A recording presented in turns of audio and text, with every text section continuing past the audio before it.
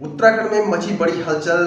राज्य सरकार को एक सर्वेक्षण से जानकारी मिली है कि मुस्लिम आबादी ने एक बड़ी योजनाबद्ध तरीके से नदियों, तालाबों और वन सिंचाई की जमीनों पर कब्जा कर दिया है और ये कब्जा पूरी तरह से अवैध है।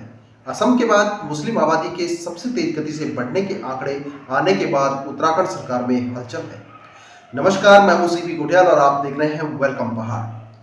तो बात राज्य सरकार को एक सर्वेक्षण में जानकारी मिली है कि मुस्लिम आबादी ने एक योजनाबद्ध तरीके से नदियों, तालाब और उनके पास के जो एरिया है और वन सिंचाई की जो सरकारी जमीन है उन पर अवैध कब्जा कर लिया है।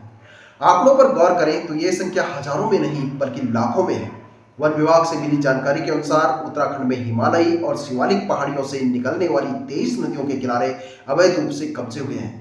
गौरतलब है कि पिछले दिनों पुष्कर सिंह धामी सरकार ने देहरादून के डकारनी क्षेत्र में जल विद्युत विभाग की नहर किनारे जमीन पर बनी 700 मकानों को ध्वस्त कर दिया था और अरबों रुपए की सरकारी जमीन को अतिक्रमण मुक्त कर दिया था।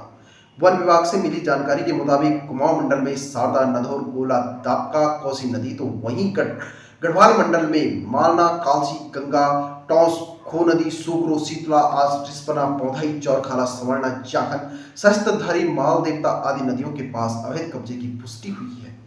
उत्तराखंड के मुख्यमंत्री धामी मजार जिहाद के साथ साथ जमीन जिहाद पर भी बुलडोजर चलाने की बात कहते हैं।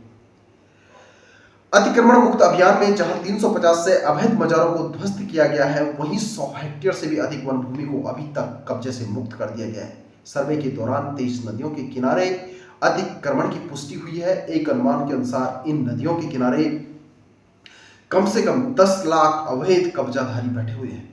ये आबादी बाढ़ आने पर डेंजर जोन में भी है। अतिक्रमण मुक्त अभियान किसी जन मजहब के लिए नहीं है या इसके विरोध में नहीं है, बल्कि इसका मेन मकसद है जो अतिक्रमण मुक्त सरकारी जमीन है उसको अतिक्रमण मुक्त करवाना। दरअसल बात क्या है कि बात यह है कि पश्चिम बिहार, झारखंड जैसे एरियो से यहाँ पर खनन के लिए, नदियों में खनन के लिए काफी मजदूर आते गए हैं, लेकिन विगत 15 सालों से ये मजदूर अपने यहाँ वापस नहीं गए हैं। जबकि ये क्या करते थे, ये बरसात में वापस चले जाते थे, लेकिन विगत 15 सालों से ये लोग बरसात में वापस नहीं गए हैं और इन्होंने नदी के किनारे अपनी आबादी अवैध कब्जा करना शुरू कर दिया है। इस अवैध कब्जे में जो कि 90% जो पॉपुलेशन है वो पॉपुलेशन है मुस्लिम आबादी की है और इस तरह से जो पहाड़ के एरिया है, टिहरी, पौड़ी और अन्य जो भी एरिया है उन एरिया में मुस्लिम आबादी लगातार बढ़ती जा रही है। जबकि हरिद्वार, नैनीताल और देहरादून की अगर हम बात करते हैं तो यहाँ पर जो जनसंख्या का परिवर्तन आया है, जनसंख्या परिवर्तन का कारण भी यही है।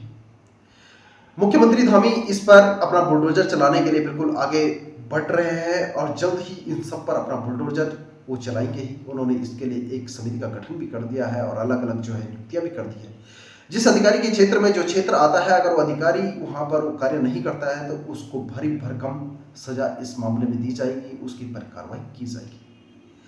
दरअसल बात आज ही नहीं, आज से बहुत पहले की है, जब से यहाँ पर लगातार धीरे धीरे जो है जनसंख्या परिवर्तन होता जा रहा है और अगर यही हालात, यही परिस्थिति रहे तो एक दिन यहाँ की जो आबादी है पूरी तरह से चेंज हो जाएगी और जनसंख्या में बहुत ज़्यादा वृद्धि हो जाएगी, जिसका खामियाजा उत्तराखंड सरकार को, उत्तराखंड के लोगों को भुगतना पड़ेगा।